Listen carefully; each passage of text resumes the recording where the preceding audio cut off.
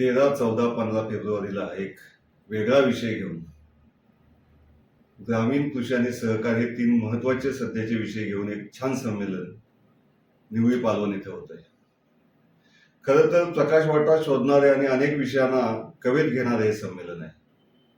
मग त्यामध्ये शेती भातीतले ज्ञानेश्वर असतील किंवा सहकारातले तज्ज्ञ असतील किंवा ग्रामीण साहित्यातले सारस्वत असतील, या सगळ्यांची पावलं त्यानिमित्तानं आपल्या चिपळूण तालुक्याला लागणार आहेत. या संमेलनाने अनेक न जुळून येतील असे छान योग जुळवून आणलेले आहेत असं आपल्याला म्हणता येईल. बऱ्याचदा काय होतं की स्वागताध्यक्ष वगैरे ही जी पदं असतात ही एखाद्या लोकप्रतिनिधीकडे असतात किंवा राजकीय व्यक्तीकडे असतात. पण यावेळेला पहिल्यांदाच असं होतंय की त्या क्षेत्रातला जो तज्ज्ञ म्हणता येईल, डॉक्टर संजय भावे जे कोकण कृषी विद्यापीठाचे कुलगुरू आहेत, त्यांना आपण स्वागताध्यक्ष केलंय. दुसरा एक चांगला योगायोग असं म्हणता येईल की कोणत्याही मोठ्या शहरात हे संमेलन न होता निवळी पालवणसारख्या एका आतल्या गावामध्ये, छोट्याशा गावामध्ये, मात्र तरीही कृषी पंढरी म्हणून ज्या संस्थेचा किंवा ज्या विभागाची ख्याती आहे अशा ठिकाणी ते संमेलन होतंय. हा एक दुसरा छान योगायोग आपल्याला म्हणता येईल. आणि तिसरा योगायोग असा की कृषी असेल, सहकार असेल किंवा ग्रामीण साहित्य असेल, याचा बाज असणारा एक फार मोठा लेखक, जवळजवळ 50 पेक्षा अधिक पुस्तकं त्यांनी याच विषयावर लिहिली आहेत, असा कृषीभूषण पदवी मागे असलेला एक डॉक्टर तानाजीराव चोरगेंसारखा माणूस या संमेलनाचा अध्यक्ष आहे. असे एक 3 छान योगायोग या संमेलनाच्या निमित्तानं आपल्याला जुळून आलेले आहेत किंवा बघायला मिळणार आहेत. या संमेलनात जे आपण परिसंवादाचे विषय घेतलेत तेही असेच समाजहिताचे आहेत. आता कुणीतरी म्हणेल की कोकणात आत्महत्या होत नाहीत, मग आता आत्महत्या थांबवूया असा विषय कशासाठी आहे परिसंवादाचा. पण कोकणात आत्महत्या होत नाहीत हे आपल्याला उर्वरित महाराष्ट्राला सांगायचं आहे. आणि का होत नाहीत त्याची कारणं त्यांनी शोधून त्याच्यावर चिंतन करून त्याच्यावर वैचारिक घुसळण होऊन हा विषय उर्वरित महाराष्ट्रापर्यंत आपल्याला न्यायचा आहे की कोकणात आत्महत्या होत नाहीत.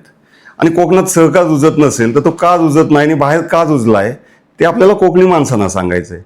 अशा या सगळ्या परिसंवादातून आपण दुसरा एक महत्त्वाचा विषय म्हणजे प्रयोगशील शेतकऱ्यांच्या आपण यशोगाथा हा एक आपण त्यांच्या अनुभव कथनाचा कार्यक्रम ठेवलेला आहे की जे यशस्वी शेतकरी आहेत की ज्यांनी काहीतरी शेतीमध्ये वेगळे प्रयोग केलेत आणि आज ते आंतरराष्ट्रीय पातळीवर असेल, राष्ट्रीय पातळीवर असेल, स्वतःचं एक लौकिक किंवा नाव ज्यांनी तयार केलं आहे, तर नेमकं त्यांच्या यशाचं गुपित काय आहे हे तिथं आलेल्या शेतकऱ्यांना कळावं, तिथं आलेल्या रसिकांना कळावं, हा एक आपला उद्देश आहे. त्यामुळे आपण प्रयोगशील शेतकऱ्यांच्या यशोगाथा असा एक अनुभव कथनाचा कार्यक्रम ठेवलेला आहे.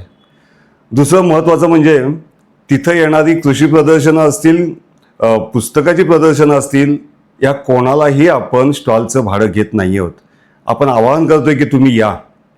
आत्तापर्यंत असं कधीही झालेलं नव्हतं की त्यांची निवास व्यवस्था असेल, त्यांची भोजन व्यवस्था असेल, हे तर सगळं आपण करणारच आहोत, पण त्यांच्याकडून कोणत्याही प्रकारचं शुल्क आपण घेणार नाही आहोत. त्यांना गाळे आपण मोफत देतोय.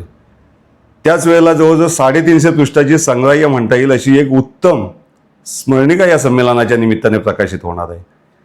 ही अशी काही खूप चांगली वैशिष्ट्य घेऊन हे संमेलन होणार आहे. पोपटराव पवारांसारखे एक कृषीतज्ञ असतील किंवा आपण त्यांना पद्मश्री पदवी त्यांना मिळालेली आहे, पद्मश्री असतील ते, तर असा एक मोठा माणूस त्या निमित्ताने कोकणातल्या रसिकांना अनुभवायला, बघायला, ऐकायला मिळणार आहे.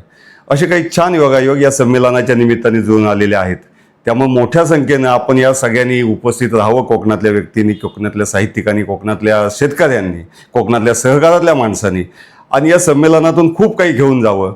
कारण खूप मोठी वैचारिक घुसळण या संमेलनाच्या निमित्तानं या 3 दिवसात होणार आहे.